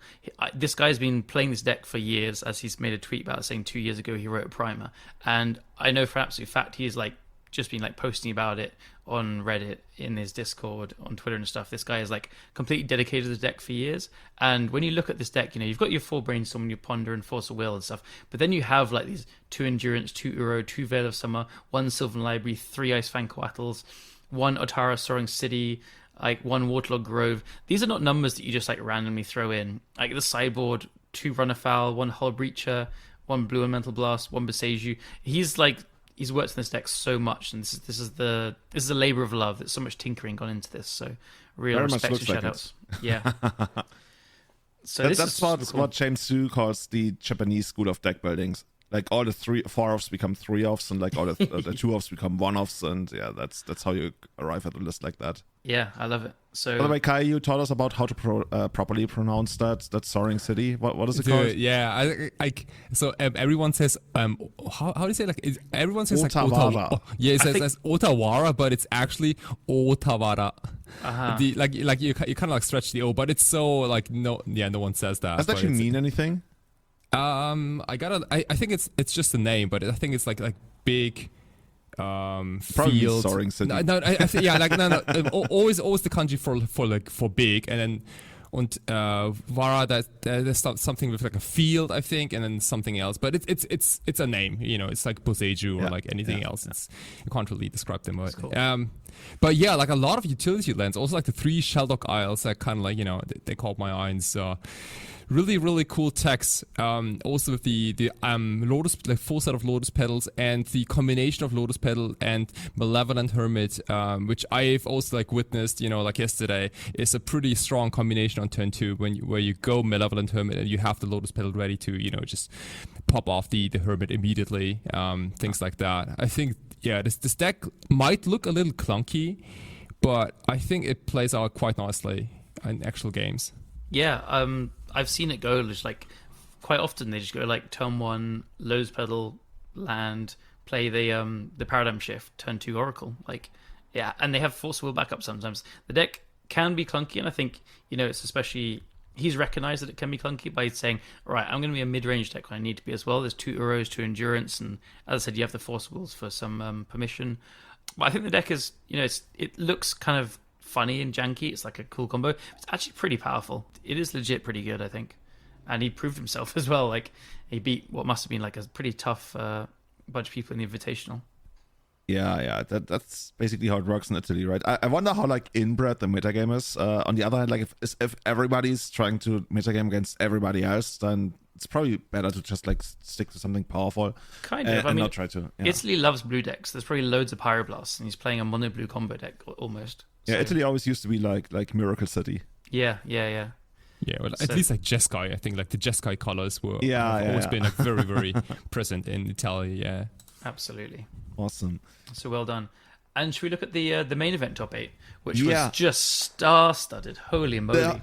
Honestly, like I saw somebody on Twitter say something because some of the decks in that top 8 are not exactly what people were expecting in 2022, and It's an amazing top I 8. saw somebody on Twitter saying something along the lines of like, "Oh, sometimes you don't need to play good, you don't need to play well, you just gotta get lucky." And literally, you look at the names in the top 8: Javi Dominguez, Andrea Mengucci, Thomas Marr, Angelo Cadai, and sorry for the other guys that Marco whom I don't- Pescatori is... Oh yeah, that guy as well, right? I've forgotten the name, goddammit. The shadow guy. That shadow guy, yeah, exactly. they simply got lucky. Yeah. Like this is probably the Obviously. worst event in the last 5 years or so you could have picked for making that comment, because this is like Right. literally almost all juggernauts, and It maybe is some stacked. juggernauts I just don't It is. recognize. It's True Hero, that's the one. It's Oh, Marco that's true. Hero Pescatori. Marco Pescatori. Yeah. Oh, because the name sounded so familiar, but I didn't know it was him. Yep. Just lucky as well, that guy. Just really lucky. Yeah, look at that guy. There's another guy in top 8, Ronnie Blazer, and he also top 8'd an MKM series in Bologna a couple of years ago. So yeah, this is... I recognize the name Tubo as well. He wrote a tournament report. Like, yeah, it's just... And then we have fucking Merfolk. Every time we do one of these things, we're just like... we get hyped up about Merfolk, me and Julian. It's like, oh my god, Merfolk's actually pretty good. And so yeah, hell yeah, Merfolk in the top 4. Let's fucking... I think like the last couple of episodes we have hyped up Ether Vial decks so much in all shapes and colors. You're going to leave the podcast already. It's kind of unreal, dude. Yeah. So we're getting carried away. Let's do a quick run through of the actual top 8. So in first place, we had Javier Dominguez, very lucky player, on Cephalid Breakfast. In second place, Andrea Mengucci on 8cast. Third place, Marco Pescatori, who is True Hero on Death Shadow. Fourth place, Davido Chiasaro in Merfolk. Fifth place, Thomas Marr. It says Grix Control, but it's actually 4-color control. Basically check pile. Yeah. Then we have Ronnie Blazer on Selesnya Depths. And we have Tubo on Blue Red Delver. And then Angelo Kadai on like Jeskai Control. So yeah, all one I'm of still in each awe thing. about how star-studded that top 8 is. Sorry, guys. Yeah. I still need to take it all in. I knew there were a lot of like big names, but then I only just today realized there's Thomas Marr in the top 8 as well. Yeah, it's amazing players, but it's also like each deck is just one of as well. And like, would you have Cephalid Breakfast winning it? Would you have Merfolk in the top 8? Would you Well, have... Cephalid Breakfast has actually been like pretty good on Magic Online recently, right? Javier has been pushing it a lot. It has, but you still, yeah. I would still think like, oh yeah, there's gonna be like 3 Jeskai decks, 3 Delvers, and like, Yeah, that's true. Dude, not at all. And also, like, if you guys watch the stream, I think the winning in for this tournament was Thomas Marr on this 4-color check pile control deck against literally Canadian Threshold. It was Rock Delver. It was without Nimble Mongoose. I think it was like Tarmogoyf, Dragon Rage Chandler, and Murktide and things like that. But it was a Stifle Wasteland type of deck, Thomas's deck is really cool to Nimble Mongoose, actually. It just has Strix. Is that straight up Strix? Is it just Yeah. that? Yeah. That's it, yeah. Bring back the goose. Bring back the goose. Oh man, telling you, Nimble. Okay. I guess there's 2 Plague Engineers kind of as well, but yeah. Look at that deck, by the way. This is just...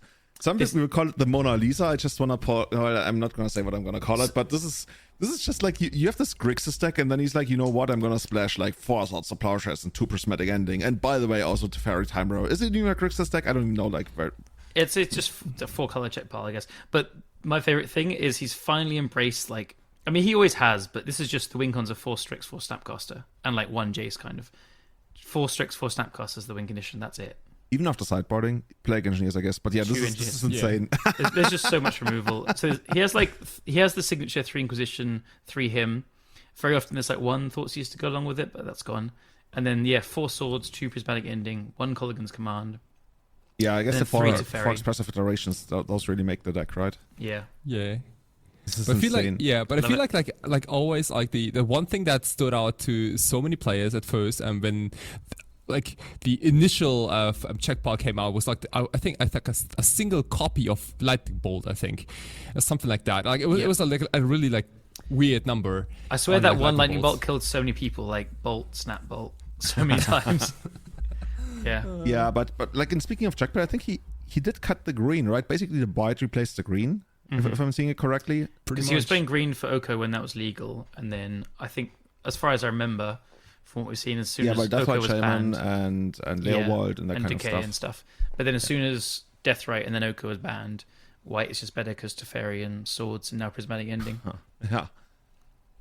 But yeah, I'm just so happy that I think that don't take my word for it, but I think the top 8 split. I think the top 4 split. I think the top 8, somebody didn't want to split, and then they played the quarterfinals. And I think they split the top 4, but I could be wrong. Maybe they also did the thing where you like split the price.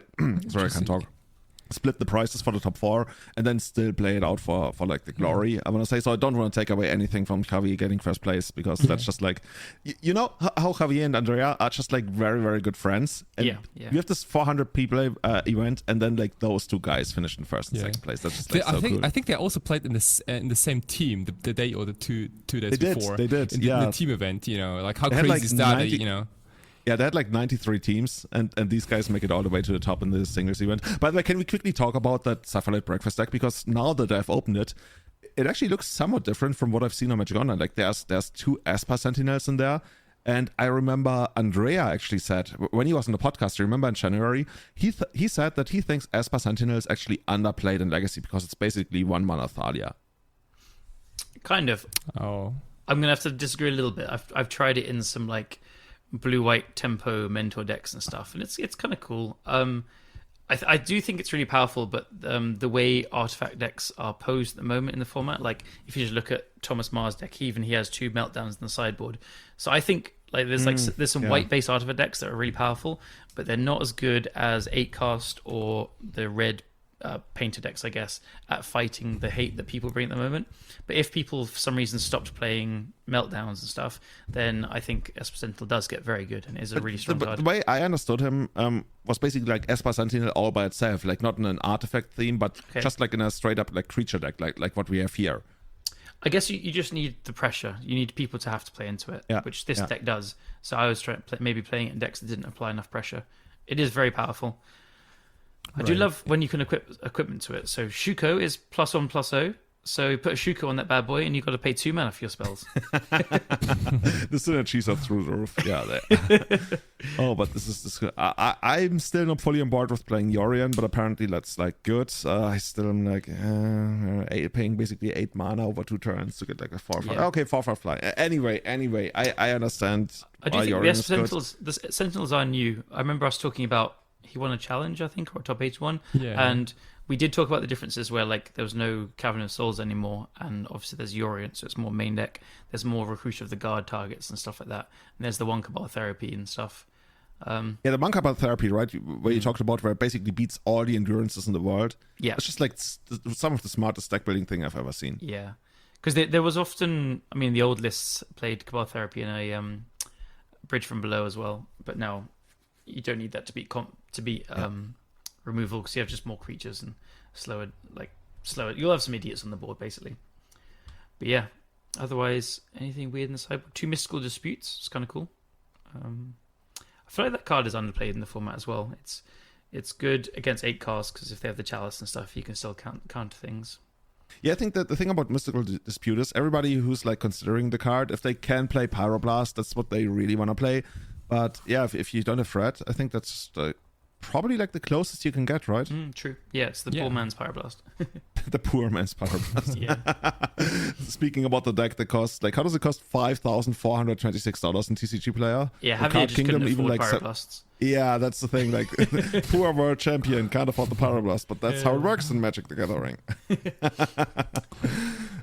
Anything else you see in the decks? I'm looking at the Celestia depth list right now. Interesting thing about the 8-cast from Andrea is he's put the Shadow Spirit in the sideboard.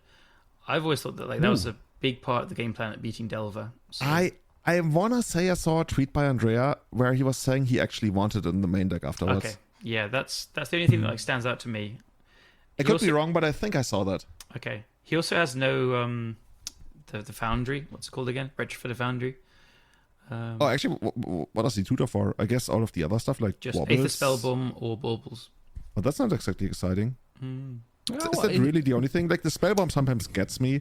To be fair, the tutor part of the saga is like the A lot least less exciting important, that's part. true. Like That's true. in 8 cast, it's about the constructs, whereas like in other Right. decks, very often they want the tutor. Yeah, this Yeah, might actually be the deck which cares least about those like the artifacts for 0 and 1 mana. Yeah, But yeah. even like the Ether spellbook does look very good because aren't like most games decided by like the like who gets the first combat stab? Because it's like a lot of like racing, especially with Capricorn near. So like Ether spellbooks looks almost like a pseudo time walk kind of thing. Just bouncing a Murktide for a turn will dude, win that's the game. game. Yeah, that's game. Absolutely. Yeah, I guess you Yeah. can also like keep bouncing things every turn when you have Emery online, so you can like keep replaying it from the graveyard. Yeah, sounds good. Yeah, Or at but least draw. yeah, I like his yeah. numbers: 3 Capricorn, 3 Thought Monitor. Those are the cards that can be clunky sometimes, especially post board if you trim some like of the cheaper artifacts. So, yeah, Right. that's good. Yeah, Death it's cool Shadows. stuff. Death Shadow is always hard to guess because it does change a lot. It's not like strictly got a shell like other than the Delvers and Death Shadows. Like here, Marco's got 3 Ledger Shredders, which seems good. And But 2 how Murktide much are they Regents. right now? I want to look that up. I'm sure they've come down. Are you sure? Well, I've been to Kenya, so when I left, there were like 50 tickets or something. Yeah, like I've over no, 50 I've no tickets. idea. Let's check it out. Ledger Shredder. Otherwise, Here we go. It's still close to 50. Holy Okay. shit. Okay. Okay. It's still Yeah. played in every format. Yeah, Yeah, pretty like- much. By the way, yesterday at the tournament in Freising, Mark Vogt beat me with Minsk and Bow. And apparently, like, Yeah. those guys are not going to come on Magic Online. No, or they're at least they're not. Like, this card is actually good. This card could actually be really good in Legacy. Like, really good is pushing it, but good, playable, whatever. And that card not being on Magic Online is really weird. Like, Yeah. there are not too many cards that are, like, definitely playable in Legacy that are not available on Magic Online. That's, like, a big oversight. Speaking of Ledger Shredder, shout outs to Pietroni10 who top forward the Legacy Challenge on Sunday with Phoenix and Ledger Shredders. That card is sick in that Ooh, deck. I think you were Hell talking yeah. about that even. Like, I think you were talking about that card like being potentially playable in Phoenix. Yeah, when- that was when my it started. first reaction. Was like, it seems sick, but I haven't got around to playing it yet because I was away for a month. But yeah, it seems sick there. And it's a bird as well, so you can have birds. Is there any kind of synergy? Like birds are, as a creature type, I really like birds, but like all of the bird lords suck. There's like nothing really Hey, cool. don't talk about Pride of the Clouds like that. Oh, is that even a bird? It's not, but it's basically a bird lord. Hey, it is. It gives flying creatures buffs and stuff. Get out of here! It's totally a bird. Cool. Yeah. So yeah, and then I'm looking at Angelo's deck right now, and this is basically a Callum deck. Like Callum, didn't you like create this deck like a year ago or two? Like No, Shark absolutely. Typhoons, Absolutely Narsets, not. Teferis. No. I played Shark Typhoon in Standstill, and then it was kind of. Oh, yeah, that was- that's Standstill. I think that was That's kind of obvious to slot in. I didn't do the Narset Hull Breacher Days Undoing stuff. I've been kind of off the fair blue decks for a while. I got to be Right. honest. Yeah, But, I think ever yeah, since you fell in love with Painter, like there's nothing else for you left. Like you're Pretty been much. mad. Like your hot affair with Painter turned to like A I marriage. don't know, a multi-decade wedding, marriage, everything. It's weird Probably because have kids now. I usually just like play a deck for a month and then I'm on to the next. But yeah, here we are. Yeah, that's how you know you found the one. I got Painter Kids. Cool. Yeah. So this is interesting things about this. He has 3 dress downs, which is quite a lot. You often see like 1 or 2. Yeah. I mean, like, look at this deck list. This has so much creature removal, like creature / construct removal. It's crazy. Yeah. Like 4 plows, 4 prismatic endings, 2 supreme verdicts, and 3 dress downs. There's just so many slots. And in comparison to that, there's only 5. No, excuse me. There's 7 counters, 6 forces, and 1 Flusterstorm. I think that the part I really like about this deck list is that like it plays only a single copy of Days Undoing, and alongside 4 Narsets. Like he's not even like pushing it, you know. Like he's kind of like just being a Jessica control deck, which occasionally might get you with the 1 Days Undoing, but it's like Yeah. always like threatening the kill, but it probably almost never happens, kind of thing. It's such a powerful angle to have because, you know, part of the thing about control decks is their late game is always the same. They out card advantage you. Yeah. So decks can go over the top of that, like Cloud Post is the most typical example. But if you have like 1 Days Undoing in there, you have your Ponders, your Brainstorms, your Narsets, and your Jace, and you have so much card filtering and stuff. You can find this one of, and it's there for a very specific reason. And it's like this like lights out card against a lot of decks. So it's I love the 1 of as well. 2, you can like risk drawing 2, and then you're just going to lose if you draw 2 of this card. Yeah, like very often. Imagine like Desmond doing in your opening hand. It is a control deck. I don't know that. Yeah. Oh, yikes. Yeah. Other interesting thing is no Mystic Sanctuary. You often expect it in these decks, but not here. This is wow. once again like basic land city, like 4 islands, 1 4 mountain. Vista. 4 Vistas. 4 Vista means he's chosen 2 plains, 1 mountain over Sanctuary, essentially. I think. I guess you could put it like that. Yeah. Also, once again, win conditions, 2 Chase, 2 Shark Typhoon. I think I don't see anything else. Like in the sideboard, there's a Monastery Mentor and a Timeless Dragon, but in the main deck, looks to be 2 Chase, 2 Shark Typhoon. But yeah, no Snapcasters actually. It's surprising. Yeah. I guess you can only have so many 3-drops as these decks have shown us. And there is I always 7. keep thinking like, when you have this amount of 3-drops, I always keep feeling like, there must be like a Chromebook somewhere in there, but that's not how the deck works, right? It's just like, I'm gonna defend myself with like all these 1-mana spells, and if necessary, Force of Will, and I'm just gonna force my way into like turn 3, 4, 5, and 6, where my stuff starts mattering and where my stuff starts happening. And if you overcommit, I will probably like barely stay alive with like a timely Force of Will or like South to Plowshares, and then I'm gonna Supreme Verdict the shit out of you, and then you're not gonna come back. Yeah, pretty much. Supreme Verdict. I've been there. Yeah. Yeah. Supreme Verdict has been popping up more, and I've always hated the card, but I guess you just have to kill that stupid dragon. I mean, there's like one cool thing you can do with Supreme Verdict, right? Like in combination with Teferi Time Reveler, when you can, it's kind of like a pseudo terminus kind of thing, because you can cast it at any time. But yeah, that's true. Yeah, with 3 Teferis, it does get better. I think Mark Vogel actually played Supreme Verdict against me yesterday. Let me check his list over there. Where is it? Did he cheat against me? Is it not in the list? Mark, where is it? It doesn't show up. Oh my god.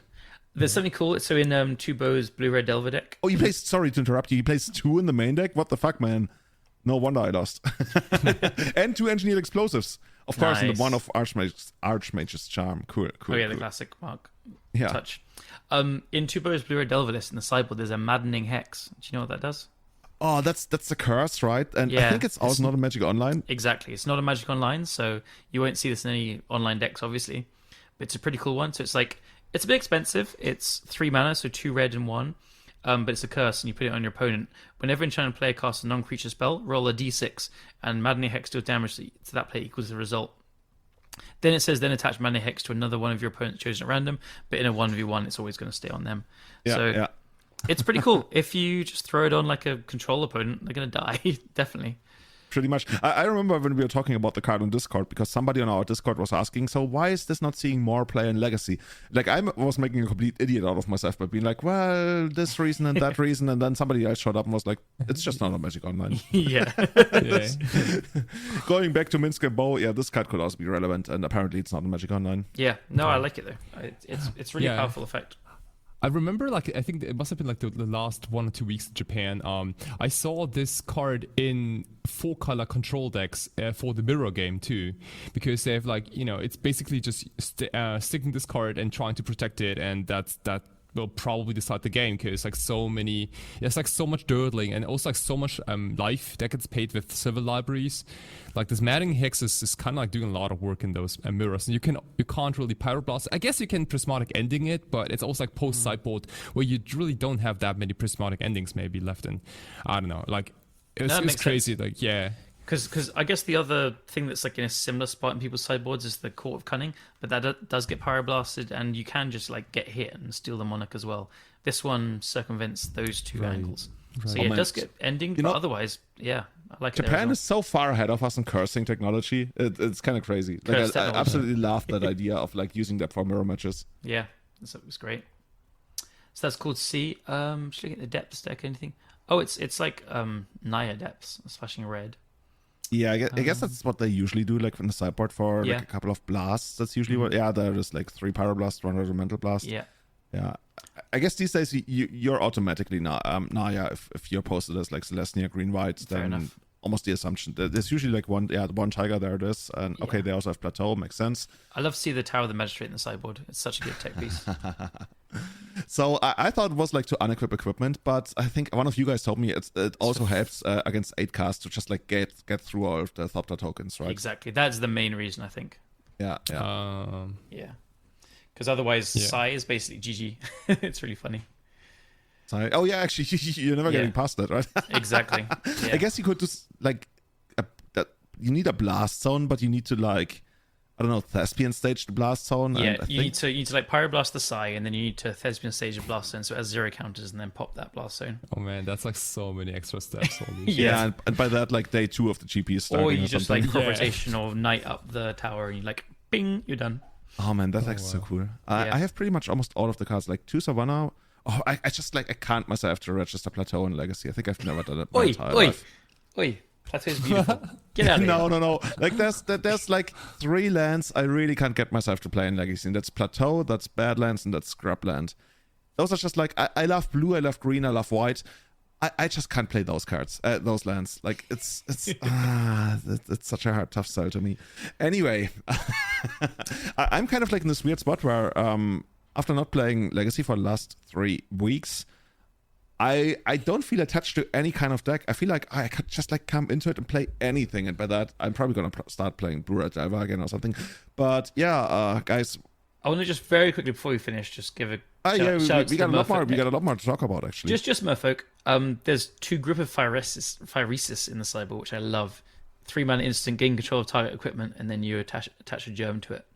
Oh, that's like the image of the blue and green. Yeah, I got it here. I think that's cool. It looks absolute. That's such cool artwork. Yeah, and also there's a new Merfolk Tide Shaper in here, which like turns lands into islands, and it's also a Chalice build, which you don't always see for Merfolk. So yeah, it's a Chalice build, and they are not playing Mutavault, right? Yeah. I think you often choose like Wasteland or Mutavault because for a monocolor deck, the mana is often very bad. It's quite funny. Yeah. It's probably like the worst 1-color mana base in all of Legacy, and has been for over a decade. Yeah. But yeah, back to not knowing what to play.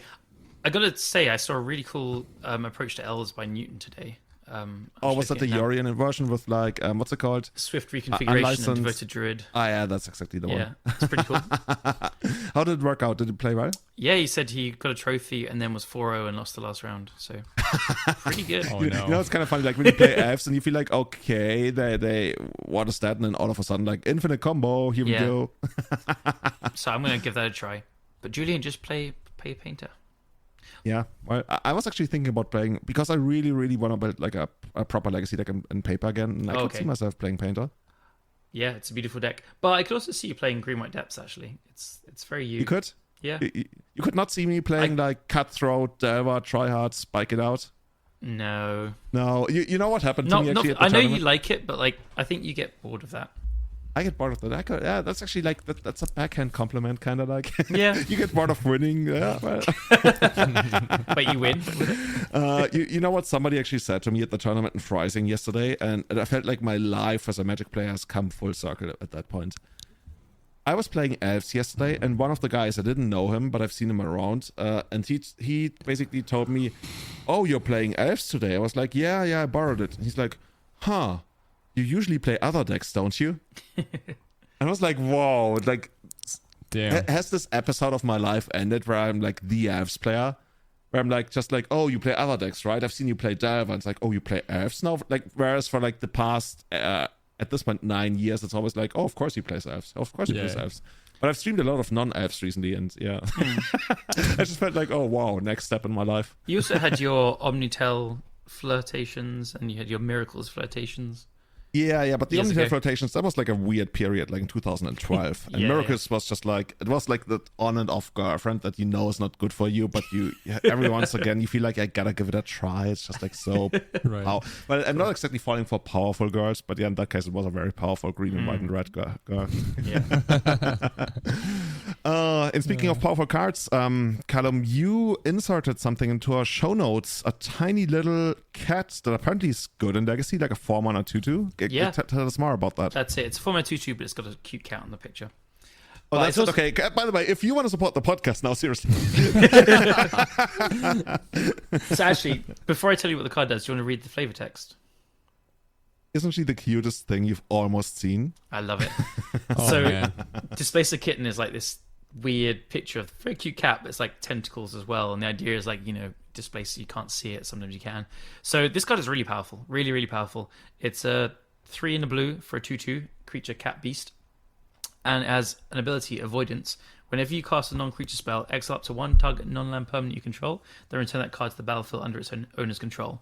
So I've like also been away for a month, so I've been a bit out of the loop, but people like Anurag and XJ Cloud and stuff have been brewing with this deck, and they've been come up with some amazing stuff. So there's sorry to interrupt you there. In Legacy? Yes, this is in because this card like screams vintage at me.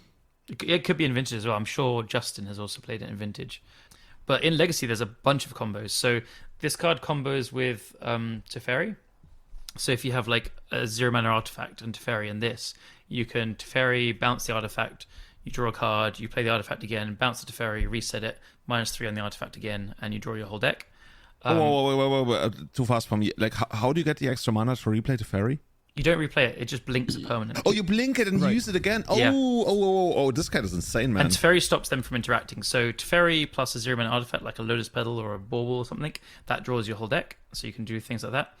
This card combos with Karn. It's just a 1-card combo with Karn. So if you have Karn in play, you minus it, get a Lion's Eye Diamond from your sideboard, play the Lion's Eye Diamond, blink the Karn. Then you can get either another Lion's Eye Diamond or you can get like a Tormod's Crypt or something. And you...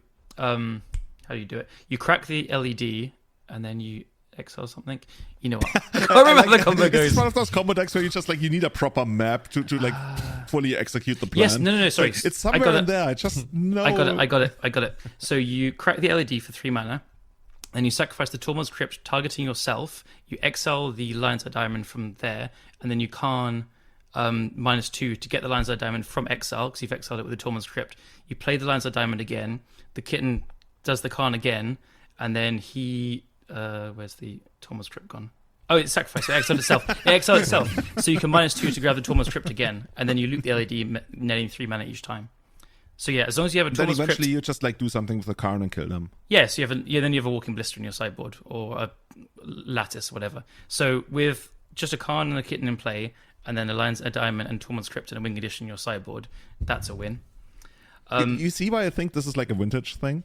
Yeah, of course. I mean, I think you can do the same things in Vintage, and you just have even more fast mana with the Moxen. And last night, Anurag was streaming, like, I think him and Marcus were talking, basically. Definitely. So Cloud of Fairies. So you can, like, Cloud of Fairies untaps 2 lands. So it's like a new build of High Tide, where you play this out, and then it plays 4 Narsets. So you can, like, Narset minus get a Ponder or a Lotus Petal or whatever, play it, you blink the Narset, you get to -2 it again and keep going. And you eventually like just keep going with drawing your deck after a High Tide with the Cloud of Fairies and stuff. That's the combos I've seen so far. I think it also like slots into Bomberman because you can just like play the Teferi combo in blue-white Bomberman, and it's just another way to go off with 0-mana artifacts and stuff. So again, it's a 4-mana thing, it's a 2/2, it dies to Bolt and Pyroblast, but it kind of combos out of nowhere, so it's keep your eyes on this one. But the thing is, you say it dies to Bolt, but it protects itself from Bolt, right? Yeah, so if you have a Brainstorm, it'll protect itself, like instant speed things. Yeah, you even like just like a Daze, right? Yeah, true. Anything. Yeah, anything you can cast. So you can have a Force, and it's basically uncountable. You need to have more blasts and stuff. So yeah, maybe we're going to see some caverns naming cats more. This card is on Magic Online though, right? It is on Magic Online, yeah.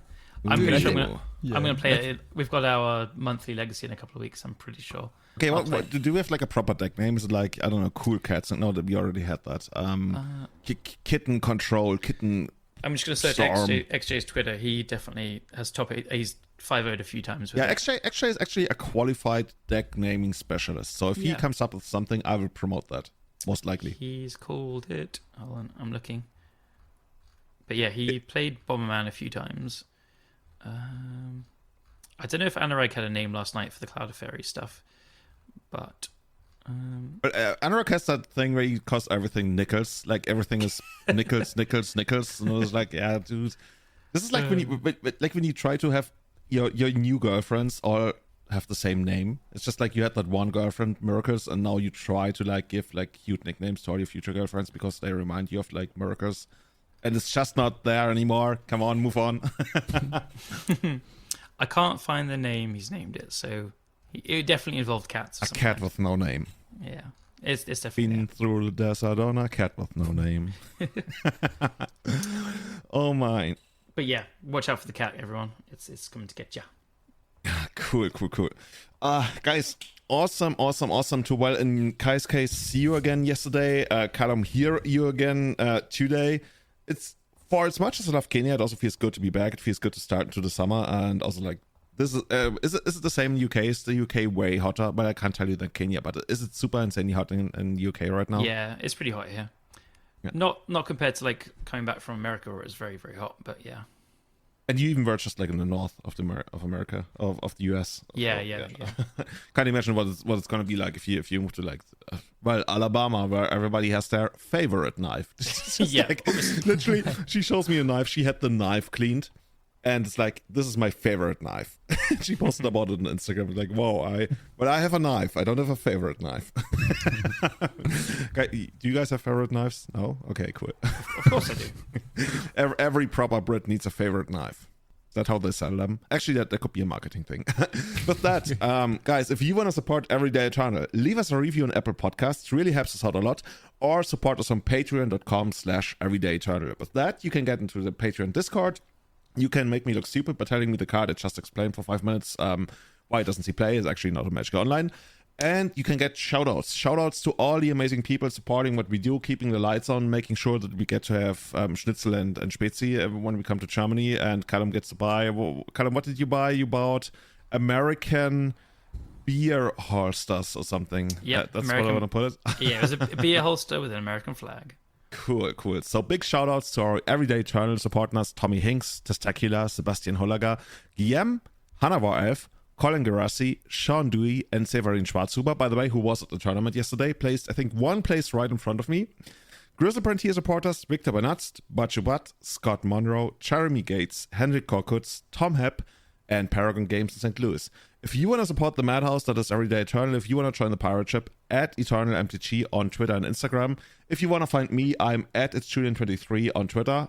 Kai, where can people find you? It's Vatarix on Twitter and Twitch and all other social platforms. I'm so envious for you that you have like all the same socials all over the place. I'm still thinking about sometimes changing names, but yeah. And Callum, where can people find you? I'm going to say nowhere because I've just realized that I actually met Tom Hepp as well, and I've forgotten to include him in the Magic players we met earlier. Sorry, Tom. He's my absolute MTG nemesis. That's why. But we queued with him as well. He was awesome to meet. But you can find me at Callum Smith MTG on Twitter. Awesome. So with that, thanks a lot, guys. And I think we're gonna maybe push out one more episode before the end of the month, something more Legacy related, where we find out that Minsk and Bow actually absolutely breaks the metagame, and Displacer Kitten is the only way to stop it. Is that how it's gonna work? 4 Drops Incorporated. See you guys. Bye bye. Ciao. Cheers.